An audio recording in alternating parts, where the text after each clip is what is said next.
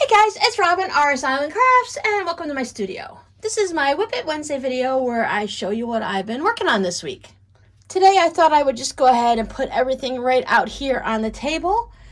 Most of the week was spent getting my Etsy shop all finished and ready to go. I've got that all set up. All the things that are going to be for sale right now are in it. I didn't bother listing any of the things that were like Christmas and winter themed since we're past Christmas. I know we're still in winter. Many of you, including, oh my goodness, any of you who live in Texas, you guys have got a crazy snowstorm that came through this past weekend, huh? Crazy weather going on here in the States. Anyway, I didn't do much craftiness except for a little bit of knitting at night until I got later on into the week, like Friday, Saturday, Sunday. So these are the things that I worked on. This I did work on a little earlier. These are the little heart mats that we worked on, the little trio. I have 4. You guys saw that one that I did. And then this one, we did this one on the video, right? Yeah, and I did the binding and everything like that. And these are the 3 that I made afterwards and finished up. I still need to stitch down the hearts. I just haven't decided exactly how I want to do it and what colors. These are going to be for me. I've got the binding all down and everything, so technically they're finished and I could go ahead and use them if I wanted to, though Valentine's Day has passed. It is still February and we could always use a little bit of love any time of the year. Eventually I'll get these stitched down and I'll go from there, but I really like the way the hearts are outlined so you can still see. This heart I was never really happy with. As soon as I got it down, I'm like, no, that's not quite what I like. And I don't know. It's fine. I gotta put a cup on it and I won't even see the heart. But these 3 I will use as a decoration on the wall because I do like the way you could see all of the fabrics and still have the heart on it. This one's my favorite, not only because it's purple and sparkly, but also it pops off of the pinks and reds really well. And then the red just kind of blends in. You guys might remember these mats that I'd made that I wasn't sure what I was going to do with them. I've saved the ones that I put the backing on. I haven't decided exactly what I want to do with those yet. But the rest of them I turned into fabric postcards. I just went ahead and chopped them up. Did a little video over for my Patreons discussing a few things while I cut them all up. And then I just turned them into fabric postcards. So let's take a little peek out of what they look like when you chop them up. And it does end up looking like maybe I did each of these individually and that they weren't done all in one big sheet. And I think that's a really great way to do these, is to make the one large sheet of whatever. If you know what you're going to cut it into, like fabric postcards or little Scrappy zipper pouches or something, tote bags, you can check your measurements and make it to the size you need. And then just go ahead and put all your scraps down, quilt it all up, and then you can cut it into what you need. This is a super fast way to make 27, I believe I made postcards. Now we're getting into just the scrappy fabrics. I do like the ones that have the solids and semi-solids and such on it that read like a certain color. And these novelty ones are fun, but I think those are my favorite. While I don't like the creepy clown fabric, I do kind of find that I enjoy seeing them pop up here and there on these little fabric postcards. Just kind of peeking out here and there. I think they're kind of a I Spy. Instead of calling them a scrappy fabric postcard, I think they're more of an I Spy fabric postcard so that you can look around and see what you see. Some of these are going to be going out to a swap. And then some of them will go into the shop and some of them will get put away into my supply for sending out to my patrons and as little thank yous and such like that whenever I feel the need to send out a fabric postcard. Or if I want to do a swap, I'll already have a bunch of them made and then I won't have to worry about taking the time and doing them, because sometimes the swaps on Instagram, you have a really short amount of time that you can go between the time that you need to have them mailed and such like that from the sign-up date. But what I did with these two is I've started to do something a little different. I'm doing it with my Scrappy cards also. But I've started to put a little stamp on. So I put a little flamingo stamp in the various colors of whatever my stamps, pads, ink pads were. Just added them there. So if someone mails these out, there it is. Someone mails these out as a regular postcard, they can put the stamp right over the flamingo or next to it or whatnot. So it can be covered up. A lot of the stamps are that large, and well, if you get a little bit of flamingo sticking out, it'll be okay. Since I mentioned the cards, I just keep wanting to tell you guys something, and I keep forgetting about it. And many of you have probably already thought about this, but for those of you that have received a card, I tend to just try to write on this bottom portion here. Let's see if I put, yep, see there, I put my flamingo on the back of the card also. But I tend to just write on the bottom of the card here. So that way, if you choose to, you can go ahead and cut this off here, and you will have this part of a Scrappy note card that you can go ahead and then either display if you want without any of my little thank you, hi, how you doing notes down here. So you can get rid of any of that personal stuff that if you don't want it to be seen. Or you can just take this card off, and now you can put it in an envelope and send it on to somebody else. So if it's not something that you want to keep, like not everyone wants to have one of these scrappy little cards. It's just nice to send as a thank you and a hey, how you doing? So you can always take this. You could probably, if you wanted to, put some type of a sticker on top and cover up what I've written here, but I think it's easier just to put this in its own envelope. They are of a regular standard envelope size, so it should be able to fit into anything. So that's just a little idea I thought I'd give y'all if you do receive one of these and you're not really sure what you're going to do with it. It's not something, you know, you don't want to throw it away because it's handmade. If you're like me, you're like, I don't want to throw it away because it's handmade, but I don't know what I want to do with it. Go ahead and just cut it off, and then you can reuse that scrappy portion and send it on to someone else. Kind of a different way of recycling things. I believe I've showed you this before. This is the little wallet by Valerie Wells. This was sent to me as a gift along with a little wallet that came with it, made from the pattern. So I spent some time this week making some wallets myself. These two are ready to go. These have been purchased already, so they're on their way out the door. And I already sealed it up yesterday and forgot to show you guys what it looks like. But there's, other than, let me see. You can see that there's some nice fun blue fabric in there with the batiks and stuff. And then I have other ones that are similar to this one. So these are all listed down below in my Etsy shop. So if anyone's interested in purchasing any, you can go ahead and find them down there. They are listed in the wallet section, of course, because they're wallets. Now they have a nice card-sized wallet slot for here and a slot for there. And then you can put some cash down here. This goes nice and deep. So if you fold the cash in half, or you can just put more cards in there. That's an old gift card that I like to use for various things because they're nice and sturdy. Anyway, they close up with a little snap. You could possibly, if you wanted to, put some change in there, but I don't know if it's going to actually stay in. There's no zipper pouches to it at all. But there's some cute little ducky. Sorry if I just jammed that in your face. In each pocket is the same fabric, front, side, and back. And this one has a leprechaun because St. Patrick's Day is coming. Some of you may recognize the fabric that you sent to me as a gift. Thank you so much for allowing me to make some fun St. Patrick's Day fabric projects. And then the Valentine fabric that you guys have seen. Sometimes I went and matched the outside with the first pocket, and other times I like to have that little bit of a contrast.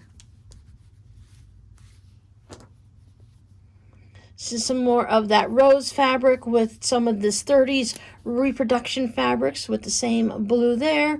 But this rose fabric is really pretty. And this is the fabric from that quilt from the Margaret Llewellyn quilt along that I was doing. Some of that really pretty fabric that we all like so much.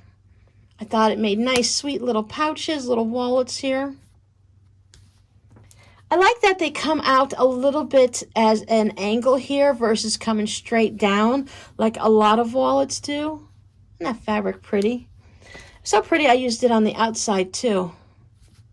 I'm not really like a flowery girl, but I do like the way some of these looked, or look I should say, and more of that quilt fabric. This one is all the fabrics in the different colors that had the bees on it. So you've got one, and I like how it contrasts.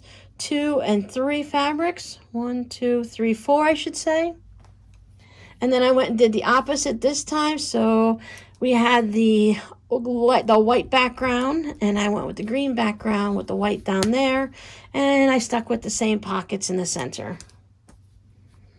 Yes, it's still Valentine's themed, but hearts are good all year round. This had this nice little line of hearts going across it, which turned out really sweet. And then this one is mine. I did not put interfacing in this one. The pattern didn't suggest putting any interfacing, so I wasn't sure how the snap was going to go, so I made a test one.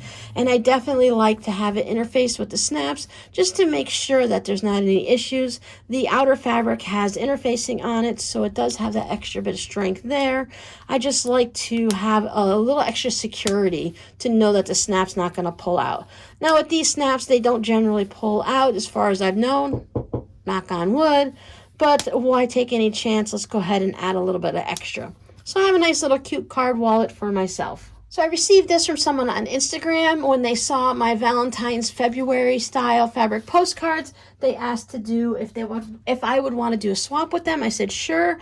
So they made this fun card. It's got the little quilting going through it on all the fabric. It's been signed. And doesn't that pen just look like it's an official artist type thing? The only problem is, as you can see, the card got damaged. It got damaged in their country before it ever even left. Sometimes things get sucked into a machine and that's what happens. This was in an envelope and it should have been fine, but unfortunately it wasn't. You see, they did it so that there is nothing showing through there and plenty of places that you can write on the inside. And I decided I'm just still going to keep this. I may eventually chop it off, but I do like the idea of the little story behind it, like what happened to this. So we'll see. Then I received this fun one that I forgot to take out of the little shiny wrapper ahead of time. I'm going to show you the back. It even has a first class mail. This is the fabric of a lot of people make a stamp out of the fabric and go ahead and glue that or use adhesive or sew it down and stuff like that. So that's really fun to get. But this is, whoops, it's really fun. I love the red telephone booths. And then if you look, we've got the London, UK fabric up here. We've got all the crowns, and then it has the US fabric. So it's like friends across the water. So it's a combination of the two countries, which I thought was a really brilliant way to make a fabric postcard. I received this one for my birthday, and all through the excitement, I forgot to show it to you. So instead of you can't just easily, well, I guess you can send cupcakes in the mail. Companies that make cupcakes do them, but my friend wanted to send me some birthday cupcakes. So I have some birthday cupcakes on this lovely card that I forgot to show. My apologies. And then I also received a Valentine's Day card. It looks like a fabric postcard, but it's an actual card. Yes, I covered up the writing. So she made a nice squishy little fabric postcard and then stitched it down into an actual card so that it can go through the mail in an envelope. So that's really cute. I think I will go ahead and do like I suggested, and I will probably take, I don't know, if I can fit this into a frame, I'll leave the entire card. If I can't, I will sign and date the back of it. Well, I won't sign it. I will write their name and the date on it. If I ever receive fabric postcards with no signature or anything on it because they tucked the letter in or something, I like to go ahead and just write their name and the date I received it on the back of the card, or at least the month and year. And then that way, if I choose to either keep them in just a bin and container and look at them, or if I want to hang them up on the wall and put them in a frame, I haven't decided exactly yet what I want to do. I know it would be really inexpensive and quick and easy just to tack them up on the wall with some form of something, not like a thumbtack, but just a way to put them up onto the wall. And then I can change them out as I wanted, or if I want to go through the expense of purchasing, even though I would only be purchasing the Dollar Tree frames. I have framed a couple of postcards in the past, and I think I might do that because I keep the glass on, and the glass does protect the fabric postcards so that it will last really forever and there won't be like dust or anything causing any type of damage. I live in a very dusty house. There's a lot of open fields around me, that the dirt and everything like that, so it just tends to be a dusty house. So I might go ahead and just slowly start purchasing the frames. I do have a couple already, but I might just start purchasing, see, dust. Purchasing some of these frames so that I can just go ahead and cover a hallway, a wall in the hallway, and that way I'll have them all there. Now the last thing I received is, why didn't I think about this? I was talking to one of my friends and I'm like, how did we not ever think about this? She took the idea of the Scrappy card, cut it into a heart, and adhered it to some scrapbooking paper and turned that into a card. So that you have it where, I can't show you the inside because that's where all the writing is, but the way she put it down is basically the way I did mine, so that there's no stitching through it. You do all the stitching on your design. So if you think about this, you can turn this into any design, cut it out with cookie cutters. I just, for whatever reason, because the cookie cutters that I have, I go straight to a dog bone. Those are my favorite cookie cutter shapes. It gives you, I have a little dog bone, it's about this big, and it gives you just enough cookie with just enough frosting to satisfy that little craving you have without having some of those round sugar cookies are really thick, and then like Walmart puts that really thick frosting on top of it. So it's just too much for me. So I get the little doggy bone. Anyway, I digress. So you can get a little cookie cutter.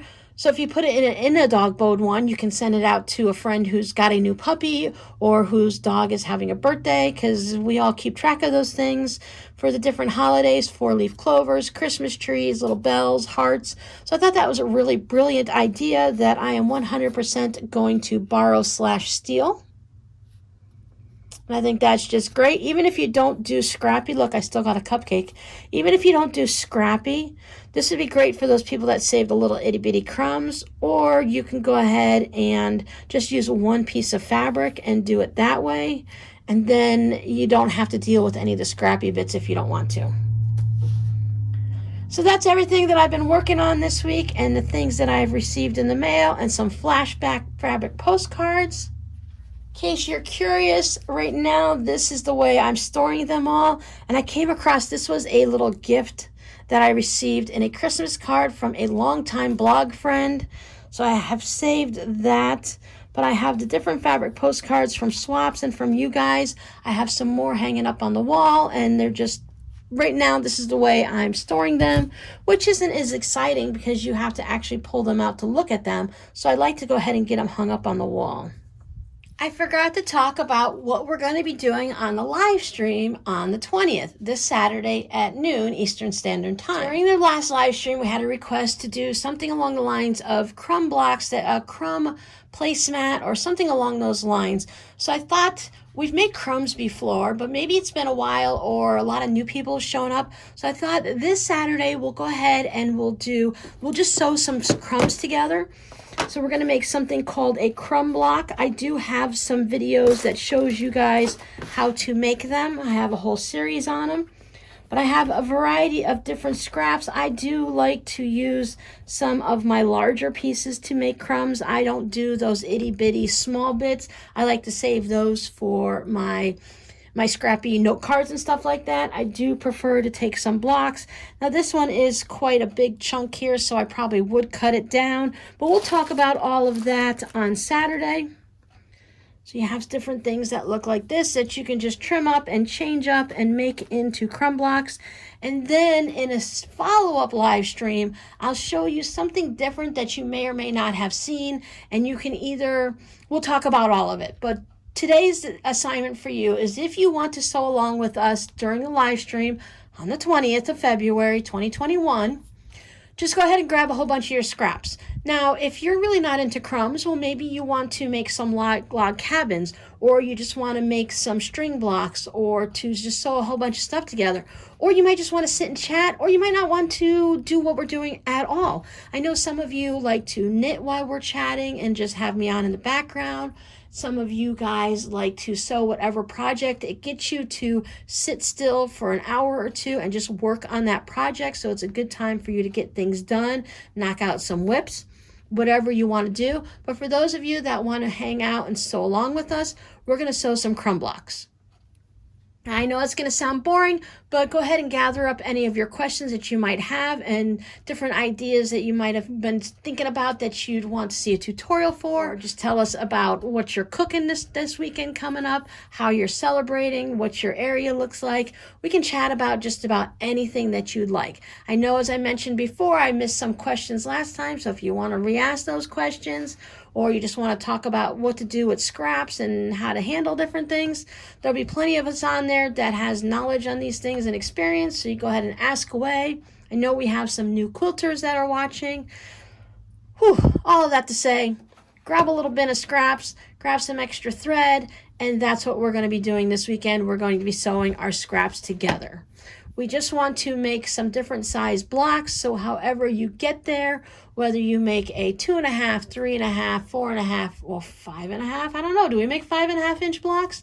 6.5, 9.5, we probably won't be making the large 12.5-inch blocks, but if that's what you want to do, go ahead. And in the future, I have several projects that are going to use scraps like that and crumb blocks and log cabins. So even if you don't like the project that I'm going to show you in March, then, save them up and we'll do something else with them. Remember, on the very first Saturday of March, we're going to be doing those baskets with the Scrappy squares on it that I've shown you guys before. So on the 26th, you'll have the tutorial on how to make the basket. And then on March 6th, we're going to go ahead and do the Scrappy version. And then in the next one, which will be March 20th, we'll go ahead and work on our Scrappy project. So that gives you plenty of time, basically a month, 4 weeks, to go ahead and get some scrap blocks sewn up. My suggestion would be not to, unless you want a crumb placemat, I have a different idea. We won't be sewing them all together, although you could.